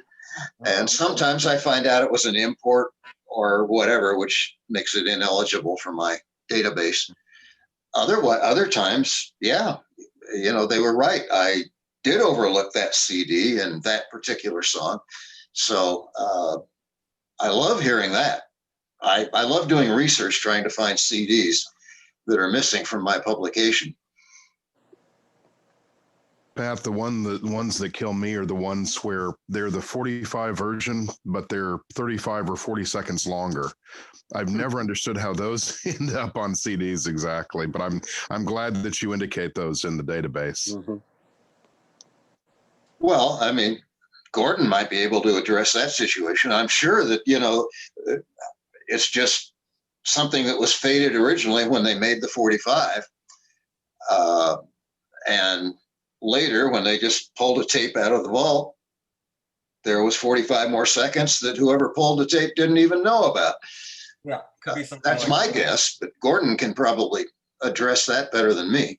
It could be that, or if the album mix was the same as the single, they could have edited down the album to the single and just left the extra 40 seconds. Maybe they realized that an intro was cut in half, or chorus 3 was chopped out, went from chorus 2 to 4. They did like that part and just left the tail of the last 40 seconds on. If it's a single mix and that happens, that means there was just, a tape in the vault there that was remixed for the single, and they found the wrong, it was remixed for the single longer than what actually became the actual physical 45. And then there was a tape made for the 45 of the single mix, and then someone just pulled the wrong tape. That's the single mix that's got 40 seconds more on it. That would probably be the case. I don't know if you're talking about something where it's a dedicated single mix or if it's an album mix, but those would be the two scenarios I would think of where there might be like 40 seconds at the tail end of something that shouldn't be there. Yeah, And, It's a Miracle by Barry Manilow, which no one ever gets that right. A single is not on CD. The 45 mix is unedited, or it's the album mix, or it's some alternate version. I guess it was called an underdub. Yeah. Doesn't seem to make any sense compared to how different it is on the LP version or the 45 version. Yeah, what happened there, just, where that all started going wrong, if you will. When Arista put out the Barry Manilow Greatest Hits album in 1979, obviously the single of It's a Miracle, which was a pretty drastic remix from the album version. The single was something like 314, 312 or whatever, but on the Greatest Hits thing, they had, you know, what I think it was Gene talking about earlier, they had a tape that was the exact single mix, but that was longer. And they decided to use that for Greatest Hits. So when the Greatest Hits album came out on, and that again, that, you know, I'm talking about the Greatest Hits vinyl LP that came out in '79. So, and that was one of Barry's biggest sellers. So it was the single mix, very different than the album mix. People that weren't like really fine tuned, and you know, even as a fan of the song and the artist, I didn't even really notice that I didn't remember. It was '79. I didn't remember in '75 they were playing a shorter version that ended at 312 or 14. So I knew it was a single mix because I knew from Barry Manilow too that the It's a Miracle there was a very different mix, but I didn't realize that it was that the actual single was shorter than that. So that came along in '79 as an official release on his Greatest Hits, and then after that, everything that came out would either be that what I call the long single mix or the original album mix, and then there was that alternate mix that was probably something that someone just pulled out accidentally from the vaults and, you know, put on compilations of his that then got used on other compilations. So those are the three, and the long It's a Miracle mix is just kind of different than most of these other stories where 40 seconds like get added on in the CD era. That got added on in the vinyl era in the '70s, actually. There were two, if I remember correctly, the 45 of the single mix had two edits from the full 340 or 339 version. You can take two edits out of that and create the single mix. Although one of them is you have to kind of microscopically do it because it's one of those, I think that Gene was saying, where the actual 45 is a little clunkier. And if you try to make the edit, you know, in-house or, you know, customize it yourself, you can actually get it too smooth. Right. Yeah. So I guess, yeah, you do the two edits on the long single mix, and then you also have to fade it early at the end, right? I don't think the fade is that drastic. Really? I don't think so. Because I think if you cut the two things out, you're already at around 315, 316. So I don't think the fade is that drastic. Okay. Yeah, Gene, to your point, I've seen instances where you make your mix and then you have 2-track mix down tape with instructions fade from 214 to 217 or something like that, but the tape goes on farther. And I'm sure that's what they did for the Manilow mix. They mix it from the multi-track, so it was the length that you said, Doug, and then 2 extra edits to create what was actually put out on the Arista 45. You wouldn't want to cut those 2 edits out of your master tape, so you probably had a secondary tape, and that's what was actually sent to the mastering people. Yeah, I'm guessing what happened there, because it was the second single, you know, after Mandy, is the record company president, Clive Davis, felt It's a Miracle should be a single, told Barry and Ron Dante, his producer, that this mix isn't good enough, go back in, mix it to be a single. They did that, and it became whatever I don't know if the long version is 345, whatever it is. They made that single mix, the tape that ultimately came out in '79 on the Greatest Hits LP, but they chose to then take that master tape and edit it down to like the 312 version for the single for radio. So that's probably why there is just even the longer mix. And, you know, I'm sorry, the longer version of the single mix. And my guess is that when the Greatest Hits album came out in '79, because Barry wrote that song and he probably remembered it was edited and didn't like that the fact that his art was like edited for the '75 single, he probably said to Clive or the people at Arista, use the long version of the single mix for that. I'm just guessing that's why that finally came out in '79. I mean, we wouldn't have even known it existed if it wasn't on the Greatest Hits LP. We would just think there's the single mix at 312 12 or whatever, and then the album mix, which is half a minute longer. So my guess is Barry probably pushed for that being out on the Greatest Hits LP back then. Whereas in '85, with like Billy Joel's Greatest Hits Volume 1 and 2, the early, as you guys probably know, the early pressings of that had the single edits, and then later pressings had the album version. I'm guessing there, Billy didn't like his, I say Billy, I don't personally know him. He Billy said it. He hates him. Billy Joel didn't like the edited versions, and they were put on that CD probably without, him being aware of it. And after it came out, he probably told them for future editions, and they did it. They put on the album versions of My Life, and can't remember quite all the others. There were maybe 3 or 4 songs. So that's how those things happened. Yeah, and there are also some cases where the artist doesn't even know that there's an edit out there. Like the It's a Miracle edits where it took out 8 bars here and there, or 16 beats here and there. It may be that Barry Manilow didn't even realize that was missing when the Greatest Hits was pressed up. Some artists aren't that involved with the control process, and he probably was, because this was coming off a first big hit. They added all sorts of stuff to It's a Miracle that had. Yeah, I'm sure he was very involved, because he worked.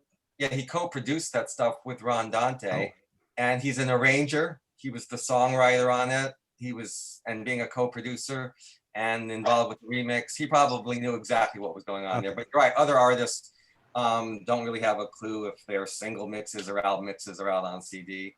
I remember when Bruce Hornsby's side subject here, it's not really about that, but when Bruce Hornsby, when they put out a CD of his, it was actually called Greatest Radio Hits, and I was looking for every little kiss, like the radio version, and this compilation of it was called Greatest Radio Hits, and I thought, God, I hope that sounds like what it means it sounds like. And it wasn't the radio version, it was still the album version, which is a very different mix. They did a radical remix of that after The Way It Is, because it actually was the first single of the album and just like charted at 67. Then they put out The Way It Is as a second single, it went to 1, and then they did the remix, which went to 14. So that the one people heard on the radio has never been on CD, and again, with a title called Greatest Radio Hits, I would have hoped it would have, but again, it may be something where he and the label, like, they may not be aware that the single mix isn't out on CD, and that I think that would be an example, because you'd think Greatest Radio Hits, they would want the versions that were on the radio. That's a great thing about old AT40 shows, because for years you hear Eddie Money's 2 Tickets to Paradise, and when they started playing these AT40 shows again, like 15 years ago, I'm like, what is that? It totally escaped me that was the original 45. It's so different than the LP version that I've been hearing for 30 some years. Yeah. The AT40, I can speak firsthand with this. A lot of the actual edits, the song versions they chose for AT40 were chosen specifically to make the hour lengths fit within the 59 minutes and change that they had. And so they'd have index cards, single length, album length, in-house edit. Sometimes they would physically truncate things themselves if they needed a third version. And when they cut all the vocals and do a rough mix of it, and if they missed on time, they would swap out an edit here and there. So it wasn't exactly willy-nilly, but it was carefully chosen in order to make the segment lengths work out right. Yeah, So- but the 2 Tickets to Paradise, a totally different mix. I was like, whoa, when I heard it, the first extra time I heard guitars it and 30 brand new years later, I was vocals. like, wow, Yeah. I'd totally forgotten that the 45 was so different. Yeah, I didn't know there was a 45 version until about 10 years ago when I stumbled across it, probably on AT40. Like, what is this? Yeah. Because the classic rock stations, they'll only play the album version, of course, and a lot of the stations. And also, Hit Me With Your Best Shot by Pat Benatar is another one. Where did those extra guitars come from? Yeah. What is that? Where'd that come from? And kind of a funny story. Back when Piano Man was a medium-sized hit, it was played a lot on the Boston radio stations. I loved the 45. I went out and bought it. Of course, later on, I had the album version. I knew it was longer. But back when I was a kid, Piano Man, was that 74 or 73 when it first came out? 74? Four, 74. 74. I was like 11 to 12 years old. So, back then I wasn't really aware of single mixes versus album mixes. Obviously, when I got the album, I realized that Piano Man was like 2 minutes, 3 minutes longer. But I didn't notice anything about like mixes or stuff. And then when it finally came out on CD, and that may have been maybe the first time I owned the album mix version. It's kind of funny. When it came out on CD, the only thing that's really ever been out in the US is the album mix of Piano Man.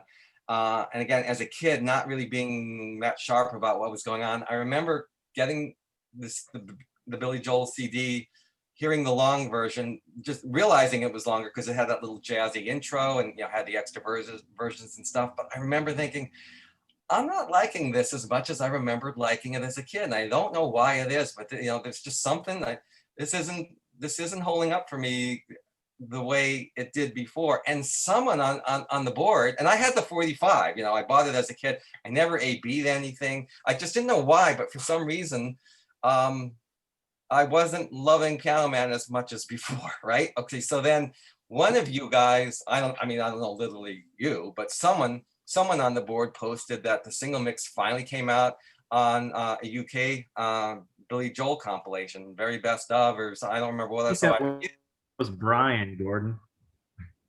Oh, I think it was Brian. yeah, okay. He's not here. I wish he was. Yeah, he should have been here. He's in my neck of the woods here in LA. He's one of the few people who I knew what he looked like because we got together once. Prior to right now, today, there were only 3 people on the board that I knew what they looked like.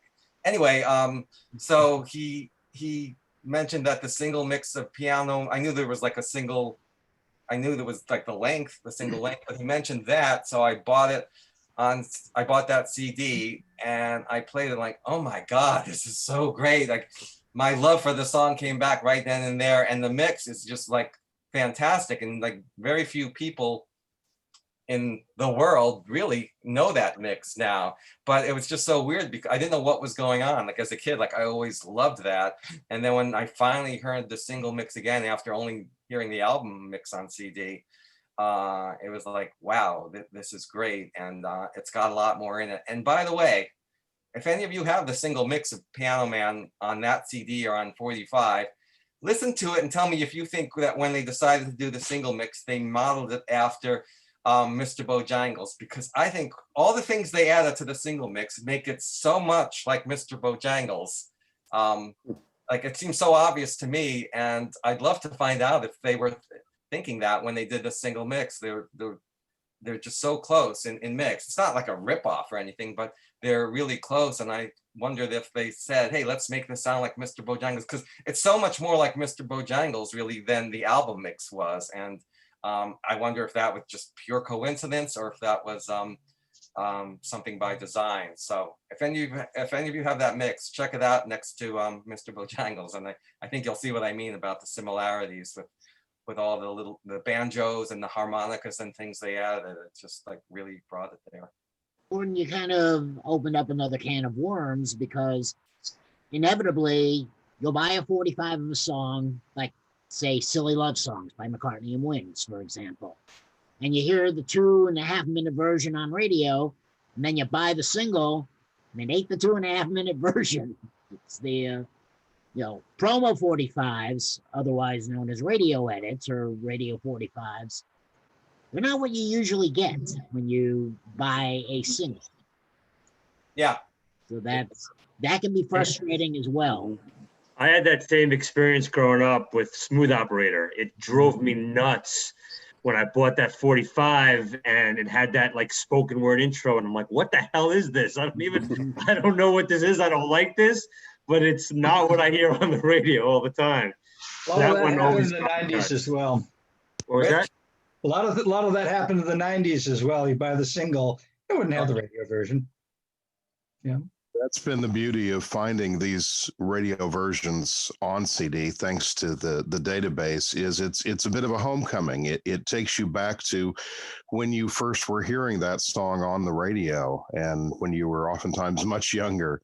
And boy, it's a great feeling. It like coming home. Yeah, it happened to me when I bought Beach Baby by First Class, and the instrumental at the end just kept going and going and going. And, you know, on the radio, they faded it at some point, and I was trying to recreate that fade, but I couldn't remember, you know, when. And fortunately, it came out on CD, and other people were saying that there was another single version, you know, a couple different pressings.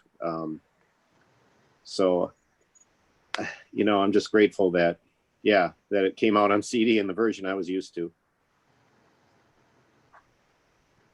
Yeah, I'm gonna have to jump off here in a few minutes since it's getting close to 4 o'clock Central. But I did want to mention a couple things, and John reminded me of this, that we did that editing session. Like, that was more than a few years ago. Gosh, that was like, that was a long time ago.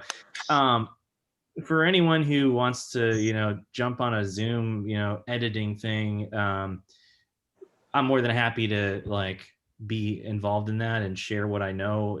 I'm so totally happy to do that if that's of interest to anyone. So I just wanted to throw that out there. And I don't know if we're gonna plan on doing another one of these Zoom things like we are doing today. Absolutely. What's that? We absolutely should. I hope so. Yeah. So I mean, I have a lot of questions actually that I didn't want to interrupt the conversation because it was just, you know, it was just interesting listening to people talk. But like I'm sitting over here, I'm looking at Chuck right now. Yeah. And Chuck has, I think, every CD that's ever been put out on the face of the earth, and That's every astonishing. 45 ever. It only seems And like it. I would love to have us at some point in the future do like a show and tell, not of specific items, but just say like, here's how I organize it, and you know, here's where I keep everything. You know, it's just, I mean, it wouldn't have to be that long, but I think a lot of us are curious to know, like, oh, do you have custom shelves, or do you put it in boxes, or like, how do you like? Just, I think it might be interesting to see how people store their collections. Yeah. I think that'd be fun. I'd love to know, and again, we could go on for like hours and hours today, and I don't want to drag it out. I'd love to know like what you actually do as a full-time job. You know, like what are your real lives like besides, you know, chatting on Downey's board. And then I'd also just love to know, like, personally what you are working on. Just like we all have music projects that we like to do, and I think that'd be fun to like just find out what everyone's up to in terms of that. Aaron, the most annoying things are box sets, and I have way too many of them. And like, they come in a million. You know this. They come in a million sizes, shapes. That they're so hard to, you know. Yeah, where do you store that? Organize on a shelf. I mean. Yeah. And to add to Aaron's request, probably you're up here too with this, Aaron, but Ron, I'd love to know your time management process on how you're able to do everything that you do with work and these projects and the kids. And Aaron, you're up there as well, by the way. But Smoking beers. Yeah. I don't spend as much time on this as I want, you know. So I do have a life outside this. But it's a lot of. It took him forever to do 71, but we're all thankful he got it done. So yeah, every 6 months, grinding through the bottom half of those Hot 100 entries is just brutal. So it's an hour or two at night. Wife's working on schoolwork or watching TV or something, like on the other half of the basement right over there. And I'm doodling around on the computer, just doing comparisons and typing things up. And, you know, an hour here, an hour there. I wish I could devote more time to it because it's kind of fun, but a lot of what I've been able to do is because I spent the last 10, 12, 15 years putting all my CDs on the hard drive and tagging them and making sure that the tags are updated. So it's all cumulative. So at the end of the day, cranking out, comparing 10 different versions of Patches by Clarence Carter, it's not all that difficult and not all that time consuming. But times 700 songs that occupy a year, that's time consuming, and that burns you out pretty quick. And after that, I have to go and focus on something else. You copy them all on a backup hard drive and then put it in a safety deposit box. I can count the number of people here who've received copies of my hard drive because you get 8 terabytes of stuff, you got to put it somewhere. And if my house burns down, I'm screwed. And so I've made sure that, you know, I can count 4 people up here on the screen that have copies of my working stuff. So if my house burns down, we can generate backup copies. Yeah, my friend has so much. Here's Ron's collection right here. This is Ron's collection if everyone wants to see it. It's in these 2 boxes right Holy here. cow. That would fit. That would that a fit a RAID array? safety deposit box. Yeah, it's Yeah, more so, impressive on my these desk. These are the Synology. They're called NAS drives, network attached storage. So they're basically, the bottom one has 6 hard drives, the top one has 5. So how many And terabytes? it just sits on the network. How many terabytes? does that So the way that it or works, so the petabytes. bottom one, like I said, it has 6 drives in the bottom and 5 in the top, and each of those slots has a 4 terabyte drive in it. Are all the crap from the past shows on there too? The crap from the I don't past all think he fit sent within me 1 those. terabyte. I've got some of those. You sent one trade. Yeah, they're all on archive.org. You can grab them, but there's something like 1,700 shows going back almost 29 years. So that's, yeah, I have that. I have copies of Aaron's drives and Chuck's stuff and Gordon's stuff, and it's all there. That's nice. I keep 2 8 terabyte drives live plugged in at all times in case I want to grab things, and I save them to both when I make new files. But over there, you can't see, just off screen. It's a huge pile of external drives that I've gotten from trades. It's just like you want backup copies and you want to share your collection with other people and see what they have. So trading things, yeah, I'm up for that. So if any of you have not traded with me and would be up for something like that, let me know offline. Yeah. I figured the way I see it, we've all spent enough money on CDs, and the record companies have gotten their share of our coin. Yes. And so we just want to preserve what we have. And so the idea of trading crap loads of files, that's fine. You're 1/500th of the way to a petabyte. Yeah. I hope it doesn't get up to that point. I don't know if you guys can see behind me, I have this huge cabinet in my office, and I call it the Beast because it was a beast to move from our old location. And inside, it's pretty much an extension of the Whitburn vault. I have hard copies of every Hot 100 and Bubbling Under song from the last 10 years stored in there. My. And I'm out of room now, but and there's really no room over at Joel's house for it either. So I don't know what we're gonna do after this, but. The video of that basement was absolutely amazing. I have never felt so much jealousy in my life. That is a collection and a half. Yeah, if any of you guys ever make it to Menominee Falls, I'll gladly take you on a tour. I've often said that if there's a nuclear war, I know where I'm going. I'm heading right to the vault, and I ain't coming out. I went there about 30 years ago.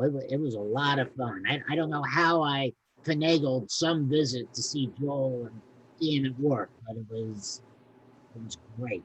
Hey, Paul, I don't want to sound like I actually just saw Aaron post this the other day. I'll just say it. I'm devout Catholic. These lyrics, they drive me nuts. Does Joe care about, like the video he was saying about Roddy Rich or whatever, that is #1 this week. Does he care about look, my parents, when I had Led Zeppelin, Rolling Stone, the Bow to John and Yoko, the Beatles, where he says Christ. Now I hear that, I even kind of cringe. Back then I did, my mom would get mad. Does he have a problem with all these crap?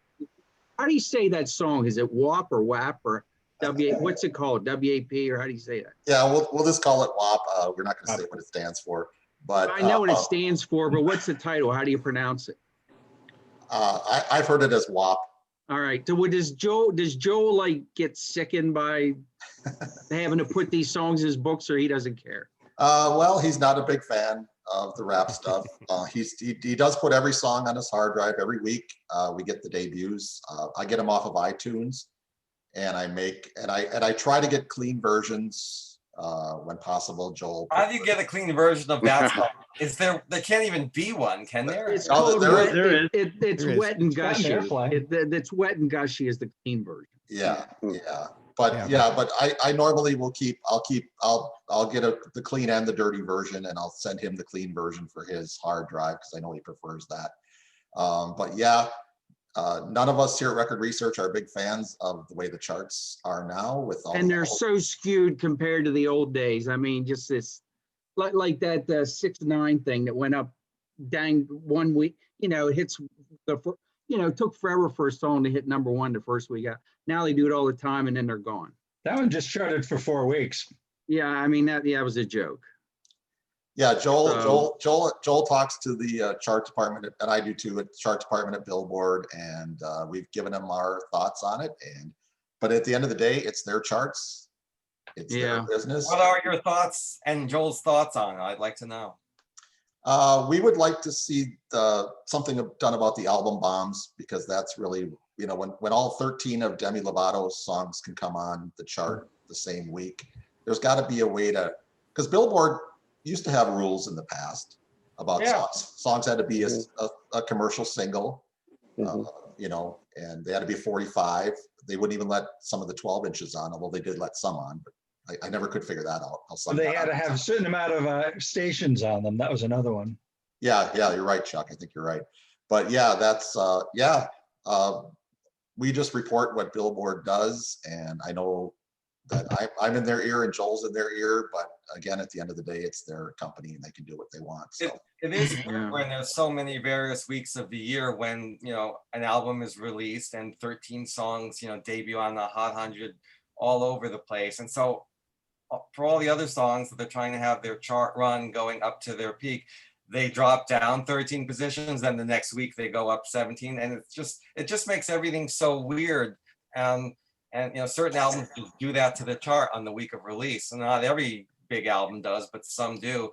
And yeah, I just laugh when these Billboard articles hit my phone that like Drake or somebody set all these. I don't even read them. I'm like, it's not apples to apples. I don't even like going back.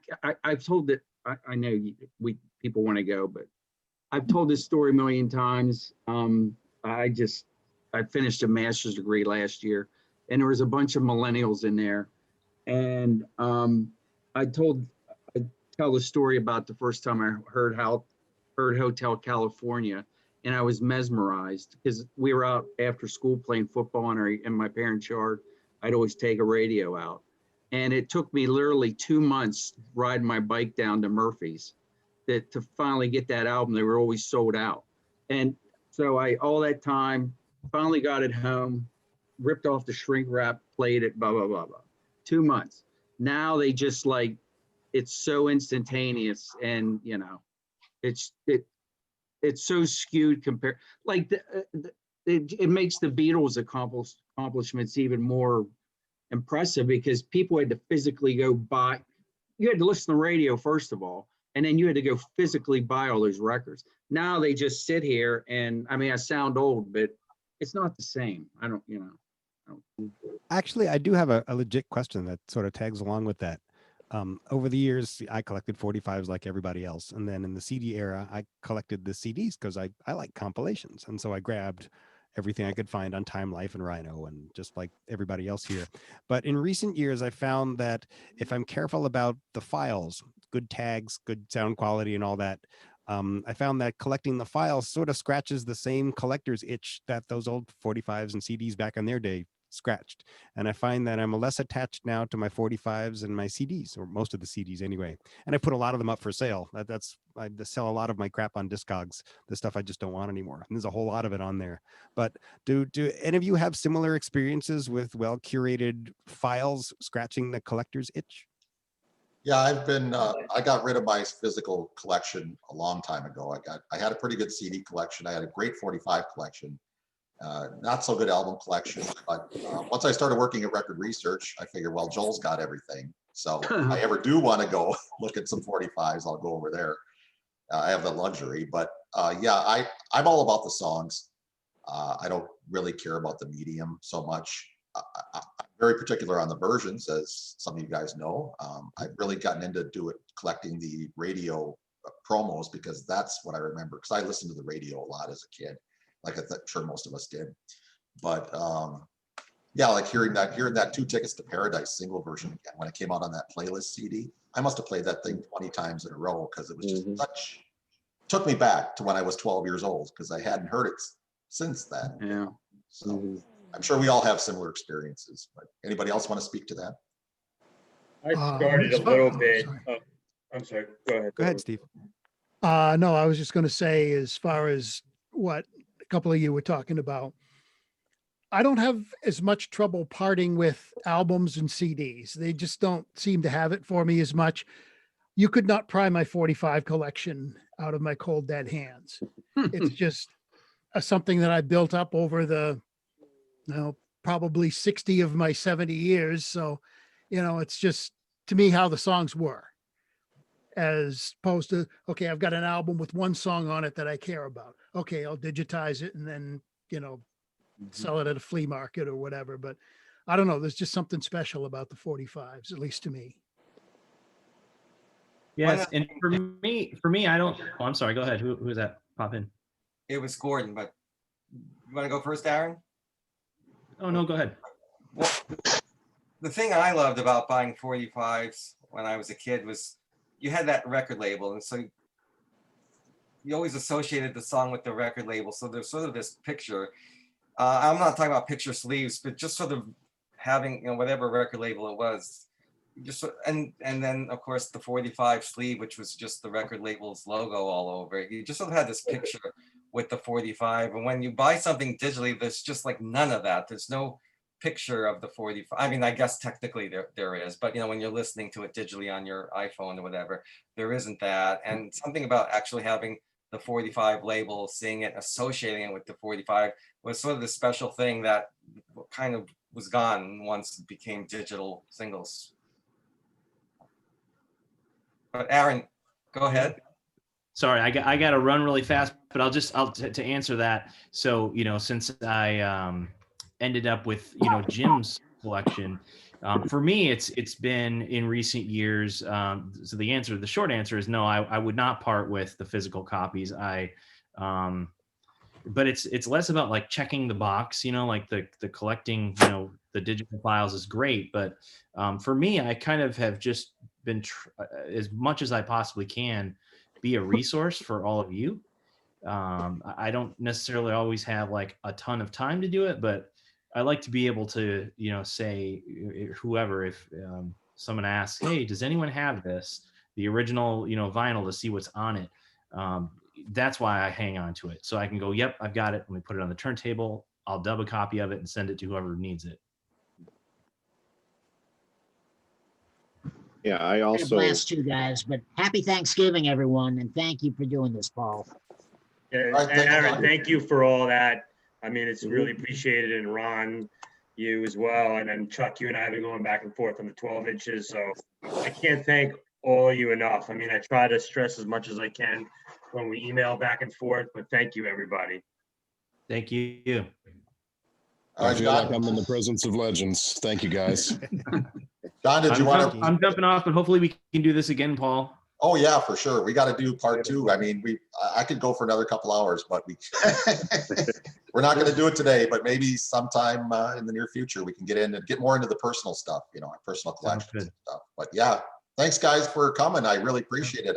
Great turnout. And Pat, thanks again for making this possible. Yeah. Pat, I want to give you a big thank you for starting this all, for starting those books. I have so many these in the collection that I wouldn't have if it wasn't for you and your books and me finding out what single versions were out there. My CD collection would really be very different if it wasn't for your hobby you started that turned into the book. And so I really owe you a debt of gratitude and thank you. And not only thank you for the CDs that I've found out about because of you in the database, but also because of the friends I've made on the website. Like I've just made some friends over the years that I would not have if it wasn't for this. So, just kudos to you and a big thank you. I really appreciate all you've done and what it's led to. Thank you. Yep. Thank you. Pat. I finally know what Pat looks like. Yeah, me too. You're not this mystery man. We sometimes wondered if you really existed. Hey, Paul, I have a request for you. If you're going to post this recording, since it's so lengthy, if you post it on my website, can you make it a link to another website so it doesn't eat up all the space? Yeah, Pat, I'm going to put it on my YouTube channel. So Okay, It'll Great. just be a link, so no worries. great. All right, thanks, guys. We got to do this again sometime. Thanksgiving. Yeah, it's Yeah, a lot thanks, of Paul. fun. Thank Happy you. Thanksgiving. Thanks, everybody. All right. Yep. See you. Happy Take care, guys. Thanksgiving. We'll see you around the board. Bye, all. Okay, Sounds good. bye. Bye. Okay, guys. Bye.